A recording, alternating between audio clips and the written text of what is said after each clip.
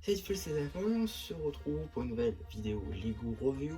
Aujourd'hui dans cette Lego Star Wars sortie en octobre 2024 au plus public de 39,99 €, une exclusivité Lego Store.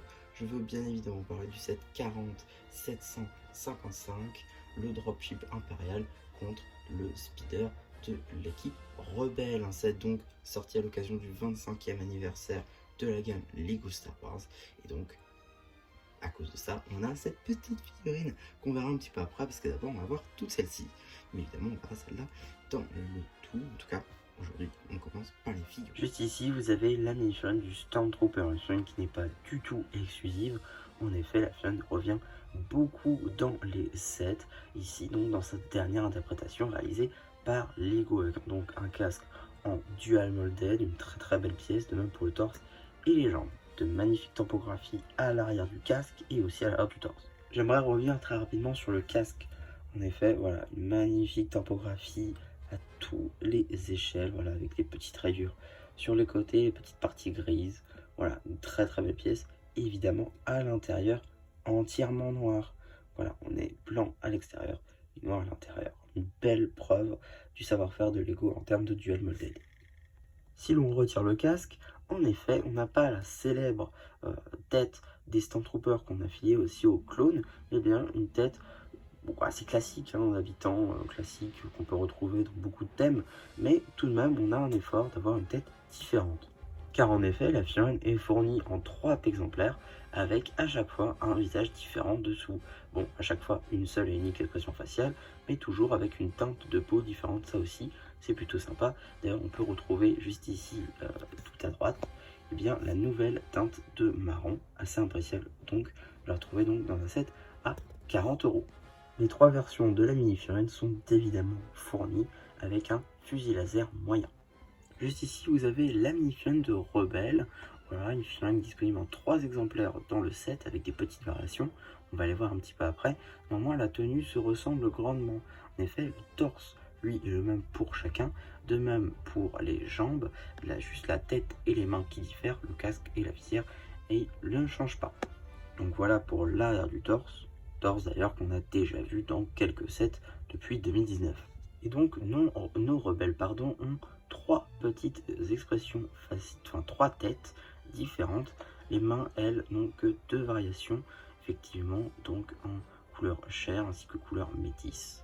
Voilà, donc les expressions faciales, elles sont toutes différentes, ce qui prouve bien qu'on est en face de 3 guerriers différents. En effet, donc la personne juste ici au milieu possède une toute nouvelle expression faciale et donc exclusive à ce set. À 2 expressions faciales d'ailleurs, on verra la deuxième juste après. Ici, juste à côté, voilà, ici à droite, on a ici une mini-figurine avec une expression faciale qu'on a déjà vue dans le couloir du Tantive 4 ou sous une autre tenue. Donc cette figurine est elle aussi exclusive.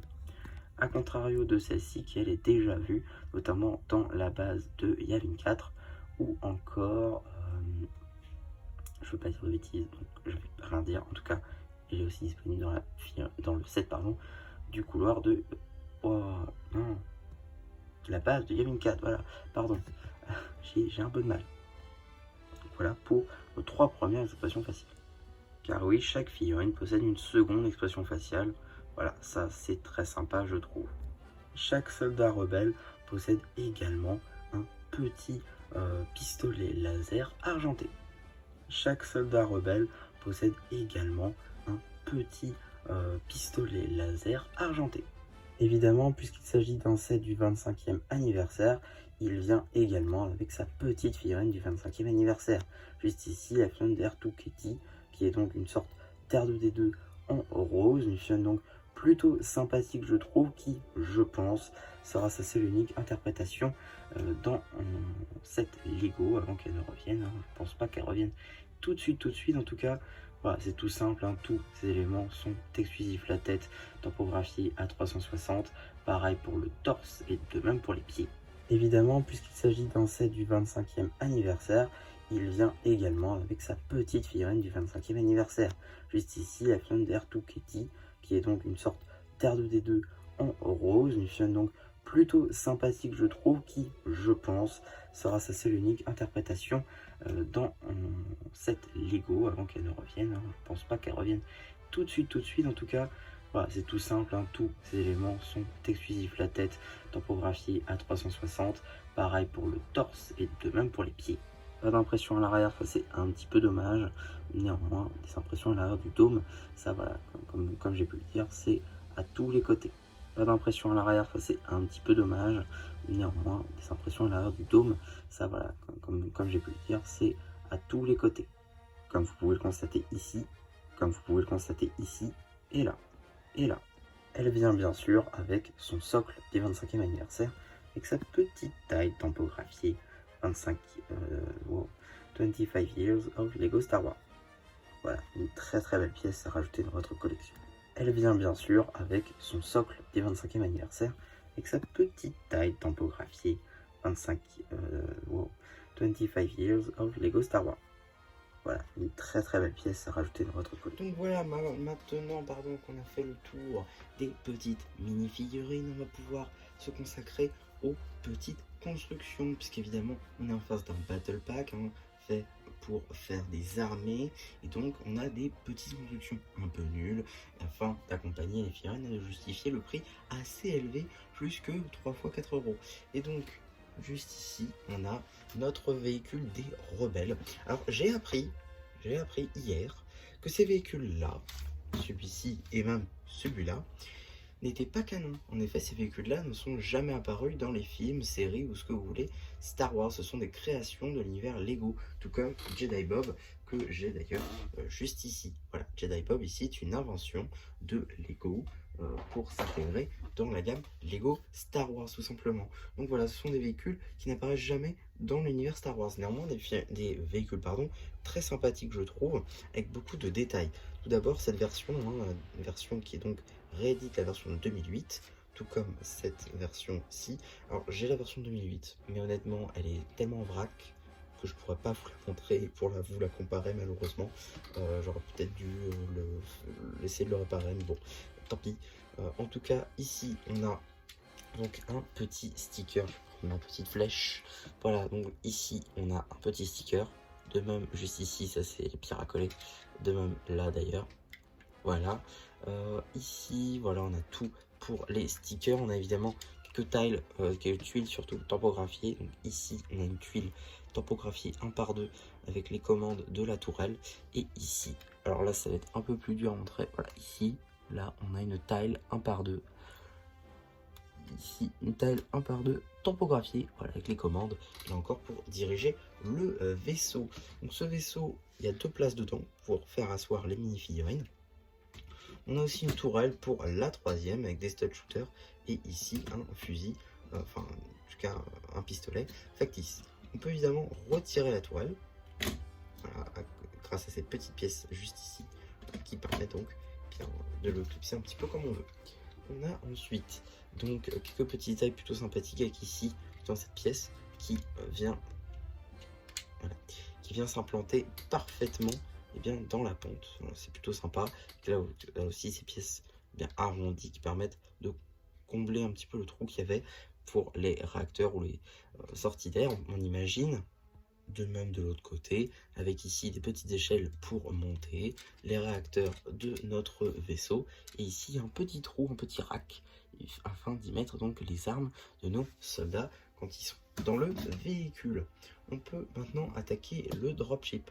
Juste ici, donc un vaisseau là encore plutôt sympa je trouve, même si c'est vrai qu'il est un petit peu brouillon sur les bords. Juste ici, voilà, la structure interne, je la trouve un petit peu disgracieuse. Mais sinon, globalement, ça marche bien hein, de face. On reconnaît un petit peu le vaisseau ici avec beaucoup de fonctionnalités plutôt sympathiques. On va commencer par les stickers. Juste ici, donc un sticker avec le logo de l'Empire, de même ici et de même là. Voilà, il n'y a pas plus de stickers que ça, hein, mis à part juste ici la même pièce de commande qu'on peut retrouver après sur le véhicule rebelle. Juste ici, un petit cockpit pour y installer notre premier Stormtrooper, évidemment le refermer. Juste ici, à l'arrière, là je vais avoir besoin des figurines pour le coup, parce que c'est assez intéressant comme fonctionnalité. Et là encore, j'ai découvert hier, alors que je l'ai construit il y a une semaine. Voilà, c'est assez... Enfin voilà, prenez ça comme vous voulez. Donc, juste ici, on met nos deux Stormtroopers à l'arrière. Ici, bon, petite fonctionnalité juste avant, vous voyez, ça c'est orientable, mais on verra un petit peu mieux après. En tout cas, ils sont donc sur leur siège. Ici, on a des petites accroches pour pouvoir mettre leurs armes, évidemment. Sauf que là, ils vont être déportés. En effet, tac, voilà, bon, c'est voilà, tac. Et après, il peut repartir. D'où, eh bien, le fait de pouvoir orienter comme ceci pour partir en haut. Ouais, ça, c'est plutôt appréciable en fonctionnalité. J'ai découvert ça hier. Comme quoi, c'est pas si inné que ça finalement. Et ici, justement, vous avez le rack avec au fond, je sais pas si ça va se voir, une accroche, accrochée, enfin un tic plutôt. Alors que là, on est bien sur accroché. Du coup, ça tient, oui, mais assez pour pouvoir le retirer assez facilement quand même. Donc ça, c'est plutôt sympa et assez ingénieux comme fonctionnalité. Évidemment, s'il n'y a pas les mini-figurines, vous allez assez facilement l'orienter comme ceci.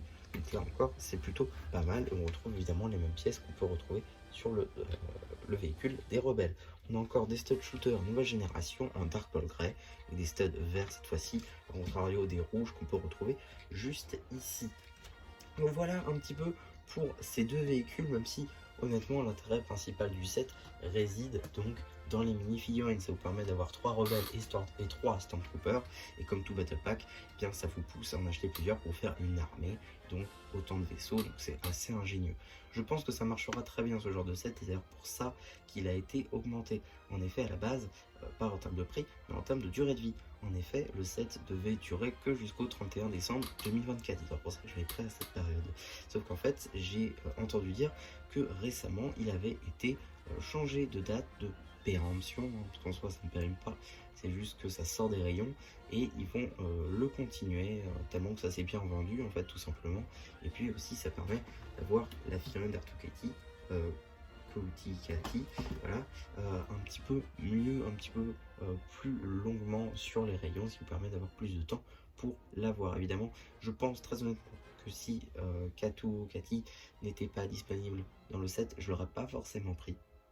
C'est juste que pour le coup, c'est vrai que 3 Stormtroopers, 3 rebelles, c'était plutôt sympa, j'ai apprécié la construction.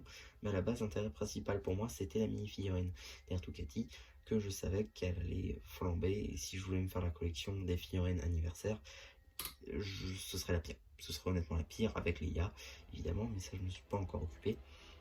En tout cas, voilà, c'est franchement, pour moi, je vous le recommande, même en tant que jouet, en tant qu'objet de collection, en tant qu'objet de décoration. Ça marche très bien, ça remplit beaucoup de cases. Et honnêtement, ça fait partie de l'un de mes sets préférés dans la gamme Lego Star Wars, à mon sens.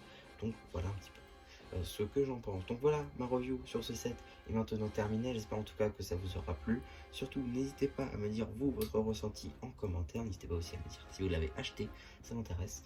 N'hésitez pas aussi à liker la vidéo, à vous abonner. Et voilà, et du coup, c'est bien fait. C'était MCH qui vous dit bye bye.